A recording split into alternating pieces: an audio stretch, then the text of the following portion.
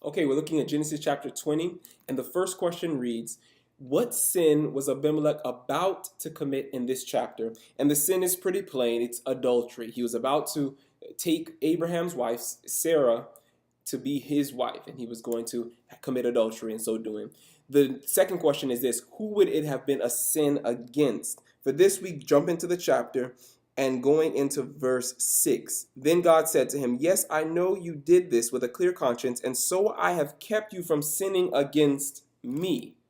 God said that this sin of taking another man's wife would have been a sin not against Abraham, not against Abimelech's wife, but against himself, against God. And it's very significant that God is saying to this pagan king, the king of the Philistines in Gerar, saying to him that this sin, committing adultery, would be a sin against God. And this echoes a point that's elsewhere expressed in the Bible, that God has a set of standards, a set of laws that are applicable for all humans, not just one set of people. We know he gave the 10 commandments to the Jews explicitly in Exodus, but this is Genesis before Exodus, and one of those commandments is being broken by a non-Jew before they were given to the Jews. And so we see here this commandment not only applying to the Jews and not only applying at and after the 10 commandments are given in Exodus, but we see here a universal, timeless law that applied to this man here. And this man also acknowledged that he had an obligation to keep this law, because if not doing so, he would be sinning against God, as God said here. The next question: what excuse did Abimelech give as to why he was righteous or innocent in this matter?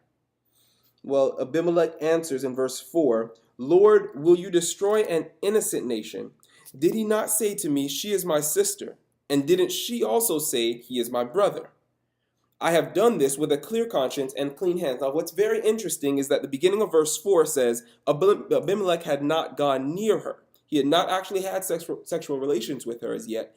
But that's not what Abimelech uses to defend himself. When confronted by God, Abimelech doesn't say, oh, well, I didn't actually have sexual relations with her. Abimelech acknowledges here in his defense that the intention to commit this sin was wrong. However, he's defending and saying that his intention, though it would have been wrong, it was excusable because it was built on a misunderstanding, a misconception, his own ignorance. But what's very important here is what goes into the next question. Was he focusing on the spirit of the law or the letter of the law? The letter of the law was not transgressed here. He had not actually committed adultery. But this is not what he used to justify himself before God. Abimelech understood what Jesus would say thousands of years later, that he that lusts after a woman in his heart, the same has committed adultery with her. And Abimelech understood this principle. And this is a principle that's echoed and expanded on and very directly stated in the New Testament, that it's the heart that God is looking at. That is not so much distracted by the actions. The actions, of course, are important, but primarily and firstly, God is looking for purity of heart, which leads then to purity of hand, of actions, and of deeds. And so we see here that Abimelech understood that. Now, just kind of as a joke, we look at Abraham and ask, what excuse did he give when he was confronted with the fact that he lied about her being his sister? This, jumping down to verse 12, Abraham speaking, besides, she really is my sister, the daughter of my father, though not of my mother, and she became my wife. Abraham excused his lie by saying it wasn't a full lie. Now, of course, he was using it as a partial truth to deceive, and so his intention was to deceive. It was falsehood.